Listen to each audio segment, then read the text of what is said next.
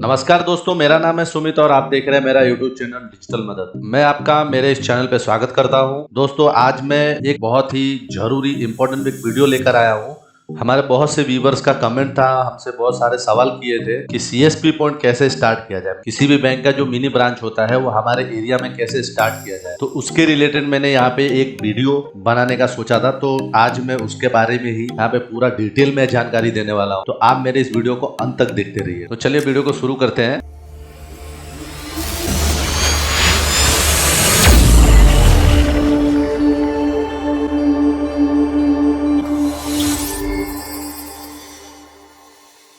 तो सबसे पहले आपको ये पता होना चाहिए कि CSP क्या है। बैंक मित्र जो है वो क्या है। जिन भाइयों को नहीं पता है तो मैं थोड़ा सा डिटेल दे देता हूँ कि कस्टमर सर्विस पॉइंट, जिसको CSP बोलते हैं, यानी कि बैंक मित्र होता है, act as a mini bank by carrying out limited transaction and sourcing of business. It helps customer to withdraw and deposit money. Bank मित्र और CSP work as a representative और agent of the bank and get a fix salary irrespective of the bank और branch. यानी कि हमारे जो भी CSP point होते हैं वो एक सीमित लेन देन के साथ व्यवसाय को सोर्स करते हैं और एक मिनी ब्रांच के रूप में काम करते हैं, जिसके अंदर ग्राहकों का पैसा निकालना और जमा करना ये मेन काम होता है। जो बैंक मित्र होता है एक तरीके से प्रतिनिधि होता है और एजेंट के रूप में काम करता है और बैंक या ब्रांच से उसको एक निश्चित वेतन मिलता है। खैर, ये जो वेतन वाली बात है वो पहले मिला करती थी, या तो अभी भी कुछ बैंक के रूरल एरिया में जो भी CSP पॉइंट है उसको देती है। अदरवाइज ये अभी वेतन किसी को नहीं मिलता है। अगर आपको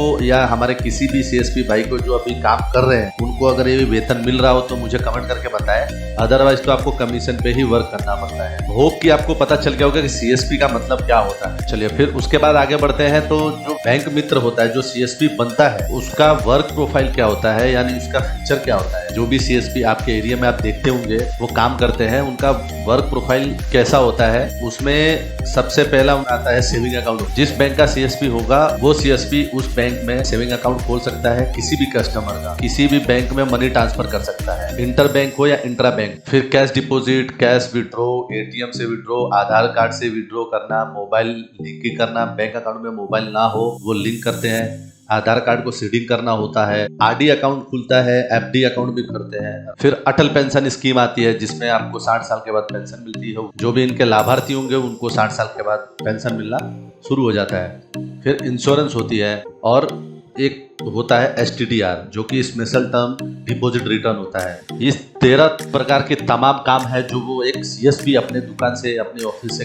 करता है। तो जो कि बहुत अच्छा एक रिस्पॉन्सिबिलिटी वाला काम है और इस काम करने के बदले उसको एक कमीशन मिलता है। अब हम बात करते हैं कि ऐसी कौन सी बैंक है जो CSP प्रोवाइड करते। तो उसके लिए मैंने टॉप CSP प्रोवाइडर बैंकों के नाम यहाँ पे मेंशन किया हुआ है। मैंने यहाँ पे पब्लिक सेक्टर बैंक और प्राइवेट सेक्टर बैंक, इन दोनों का नाम यहाँ पे मेंशन किया हुआ है। तो पब्लिक में SBI है, BOB है, BOI है, यूनियन है, इलाहाबाद है, सेंट्रल बैंक है, ग्रामीण बैंक है। ग्रामीण बैंक के तमाम होती है, उसमें बहुत सारी बैंक CSP पॉइंट प्रोवाइड कराती है। फिर PNB है, पंजाब बैंक। सेम उसी तरह प्राइवेट सेक्टर की बात करें तो उसमें HDFC है, ICICI है, एक्सिस है, यस बैंक है, बंधन बैंक है और DCB bank, development credit bank जिसका पूरा नाम है। हम अब अगले टॉपिक पे जाते हैं। तो उसमें आपको बता दूं कि ऐसी कौन सी कंपनियां हैं जो डायरेक्ट आपको CSP प्रोवाइड करवाएगी किसी भी बैंक से। अगर कोई पर्सन CSP लेना चाहे तो वो डायरेक्ट खुद से ही ब्रांच में जाके विजिट करके और CSP के लिए अप्लाई कर सकता है। या तो फिर एक दूसरा रीजन होता है कि बहुत सारी आउटसोर्सिंग वाली कंपनीज होती है जो कि आपको CSP प्रोवाइड करवाएगी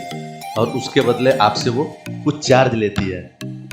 या तो कुछ कंपनियों में ऐसा होता है कि वो आपके साथ जुड़ के लंबे टाइम तक रहती है और आपके हर एक ट्रांजैक्शन पे आप में से कुछ % वो अपना कमीशन रखती है, बाद आपको कमीशन मिलता है। तो हम यहाँ पे बात करेंगे कुछ ऐसे, मैंने 12 कंपनियों के नाम यहाँ पे मेंशन किया हुआ है। इसके अलावा बहुत सारी कंपनियां मार्केट में मिल जाएंगी आप, जो कि CSP इजिली आपको प्रोवाइड करवा सकती है बैंक से। तो यहाँ पे अलंकित है, सेव है, NICT है, अपना CSP पॉइंट है, ऑनलाइन अप्लाई, ऑनलाइन CSP है, यहाँ से आप ऑनलाइन अप्लाई भी कर सकते हैं। ऑक्सीजन है, डिजिटल है, बैंक मित्र है, पे पॉइंट इंडिया है, इको इंडिया फाइनेंशियल सर्विसेज है, फिनो पेमेंट बैंक है और जीरो मास है।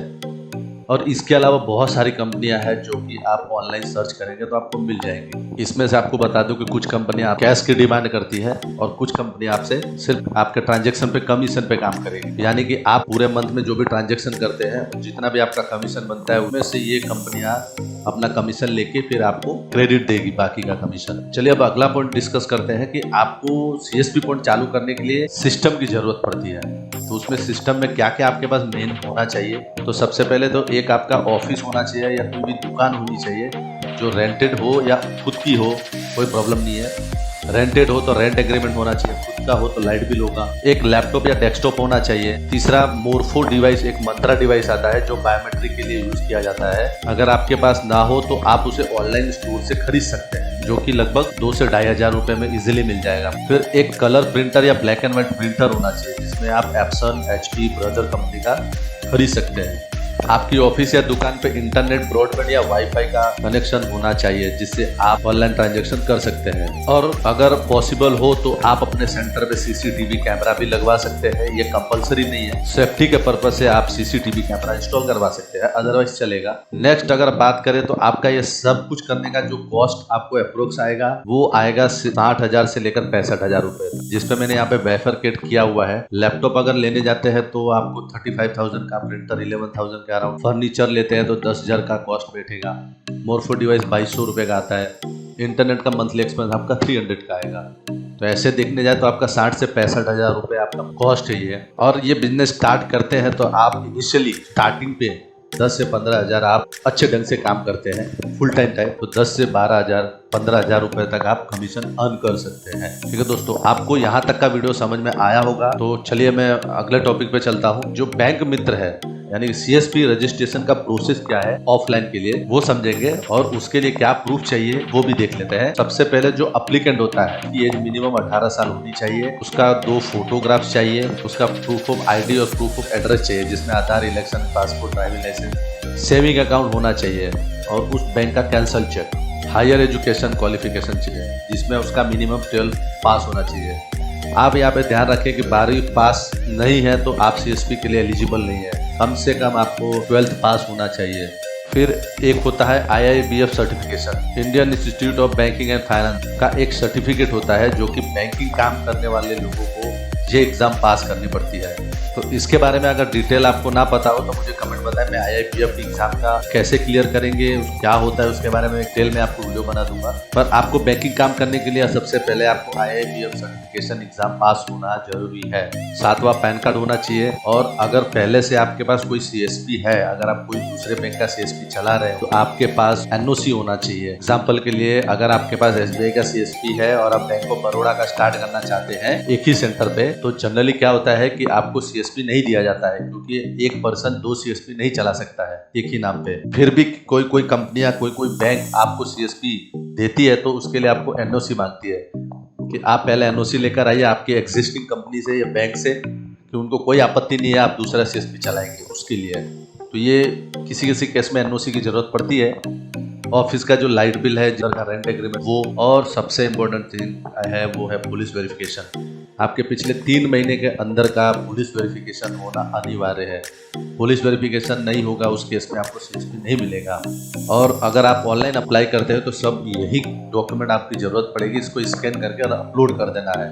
और ऑफलाइन में भी आपको सब ये हार्ड कॉपी इकट्ठा करना है और कैसे करना है मैं आप आगे वाले टॉपिक में बताता हूँ। नेक्स्ट कि CSP बनने में कितना दिन लग सकता है, तो मैं आपको यहाँ पे क्लियर कर देता हूँ कि CSP का जो प्रोसेस होता है वो बहुत लंबा होता है। इसमें आपको 4 से 6 महीने मिनिमम लग सकते हैं और इसमें आपको कंटिन्यू फॉलोअप लेना पड़ता है जिस भी कंपनी से या जिस बैंक से आप जुड़ना चाहते हैं। तो ये टोटली डिपेंड करता है कि वहाँ का जो रिस्पॉन्सिबल पर्सन है वो कितना टाइम लेता है और उसका वर्क प्रोसेस कितना है, जो अथॉरिटी है वो कितना टाइम लगाती है। आपको मैं बता दूं कि अगर आपको ये ऑफलाइन करने में कोई दिक्कत आती है तो आप डायरेक्टली ऑनलाइन भी अप्लाई कर सकते हैं। ऑनलाइन करने की जो प्रोसेस है उसके लिए मैं अलग से एक वीडियो बना दूंगा।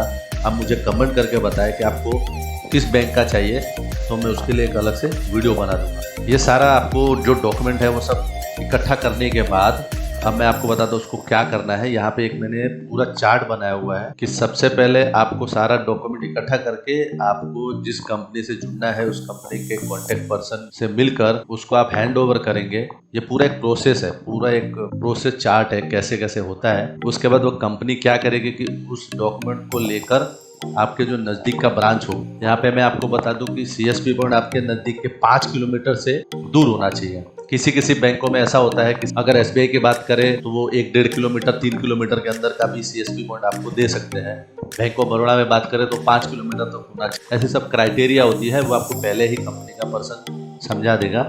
उसके बाद जो कंपनी है वो डॉक्यूमेंट आपके ब्रांच में सबमिट करेगी, जिस ब्रांच से आप जुड़ना चाहते हैं उस ब्रांच में, नजदीक के ब्रांच में क्या करेगा वो आपके सारे डॉक्यूमेंट को चेक करते हैं और उसको एलएचओ भेजते हैं। एलएचओ का मतलब बताओ लोकल हेड ऑफिस, जिस बैंक का एलएचओ होगा उस बैंक के एलएचओ में वो आपका सारा डॉक्यूमेंट भेजा जाता है। फिर वहां से एक अथॉरिटी पर्सन होगा वो आएगा आपकी दुकान पे, आपके ऑफिस पे, वो आपके प्लेस को मैनेजर के साथ, जो बैंक का मैनेजर है उसके साथ आएगा, उस प्लेस को विजिट करेगा और अगर सब कुछ सही रहा, मतलब जैसा आपने बताया है डॉक्यूमेंट में, जैसा आपने लाइट बिल दिया है, ऑफिस सेटअप किया हुआ है, सब कुछ ठीक रहा, तो वो आपके बीसी कोड को क्रिएट करने के लिए बैकएंड टीम को बोल देगी कि आपका सब वेरीफाई कर लिया, सब ओके है। कंपनी को बीसी यानी जो बिजनेस कॉरेस्पॉन्डेंस होते हैं वो बीसी हम कंपनी को बोलते हैं, वो डायरेक्ट आपको इन्फॉर्म करेगी कि डियर जो भी आपका नाम है कि आपका कोड जनरेट हो चुका है और हमारे साथ आपको एग्रीमेंट होता है, कोई भी तरीके का एग्रीमेंट आपके साथ करेगी। उसके बाद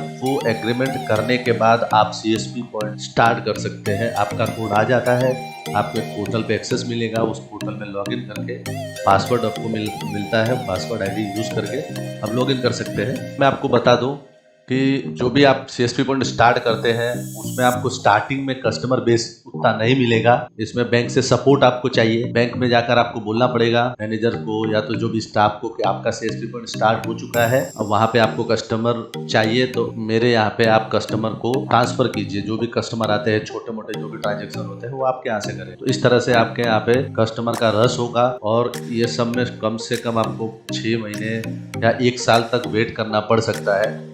इतना टाइम आपको तो वेट करना ही पड़ेगा, तुरंत से आपका बिजनेस नहीं बढ़ जाएगा। तो आप बिल्कुल भी घबराए नहीं, बिल्कुल हताश ना हो, निराश ना हो कि मेरे यहाँ तो यार कस्टमर नहीं आ रहे, मेरा बिजनेस कैसे चलेगा। तो थोड़ा सा आपको इंतजार करना पड़ेगा, वेट करना पड़ेगा, और क्योंकि सब्र का फल मीठा होता है। एक टाइम आएगा जब आपका कस्टमर बेस बन जाएगा और आप अच्छा ट्रांजेक्शन करने लगेंगे और एक अर्निंग बेस हो जाएगा आपका। तो इस तरह से आप सारा प्रोसेस करने के बाद आप सीएसपी पॉइंट स्टार्ट करें और मुझे कमेंट करके बताएं कि आपने, अगर आप में से किसी को भी ये वीडियो से हेल्प मिलती है तो आप मुझे कमेंट करके बताएं। और मुझे बहुत खुशी होगी कि आपको मेरी वजह से या मेरे इस वीडियो की वजह से एक मोटिवेशन आया और आपको सीएसपी पॉइंट स्टार्ट करने को मिला।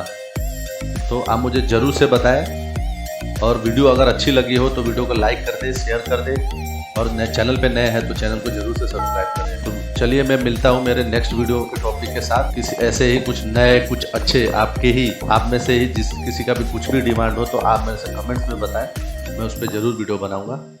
तो चलिए मैं मिलता हूँ मेरे अगले वीडियो में, तब तक के लिए धन्यवाद।